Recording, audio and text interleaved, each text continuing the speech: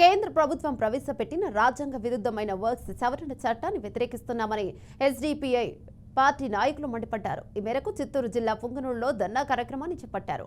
వెంటనే వర్క్స్ బిల్లును ఆపకపోతే బిల్లుకు మద్దతు ఇచ్చే వారికి ఒక్క ముస్లిం ఓటు కూడా పడకుండా ఎస్డీపీఐ పార్టీ నిరంతరం కృషి చేస్తోందని జిల్లా ప్రధాన కార్యదర్శి యూసుఫ్ హెచ్చరించారు.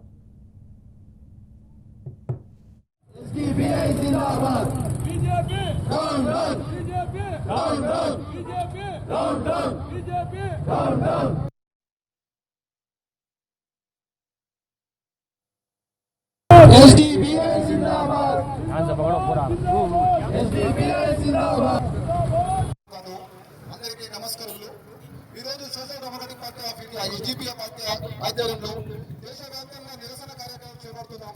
దానికి కారణం ఏమంటే ఏదైతే ఈ కేంద్ర ప్రభుత్వం బీజేపీ ప్రభుత్వం ఉంది, ఈ బీజేపీ ప్రభుత్వం ఏదైతే వక్ఫ్ చట్టం ఉంది, ఏదైతే ముస్లింస్ కు సంబంధించిన వక్ఫ్ చట్టం ఉంది, ఆ వక్ఫ్ చట్టాన్ని సవరణ చేయాలనే ఉద్దేశంతో వక్ఫ్ చట్టాన్ని పార్లమెంట్ లో ప్రవేశపెట్టడము, దాని తర్వాత ప్రజల పార్లమెంట్ లో భిన్న అభిప్రాయాలు రావడం తర్వాత ఏపీసీ కమిటీకి వెళ్ళడం జరిగింది.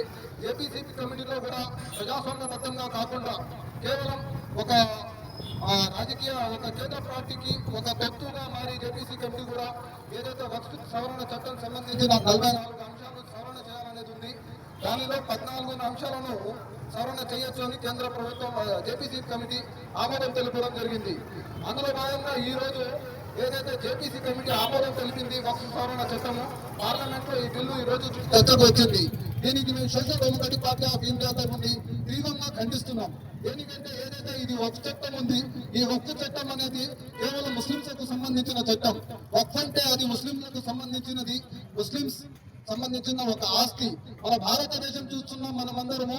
ఎప్పుడైతే బీజేపీ ప్రభుత్వం అధికారంలో వచ్చింది, బీజేపీ ప్రభుత్వం అధికారంలో వచ్చినప్పటి నుండి బీజేపీ ప్రభుత్వం ఒక ఏకైక అజెండా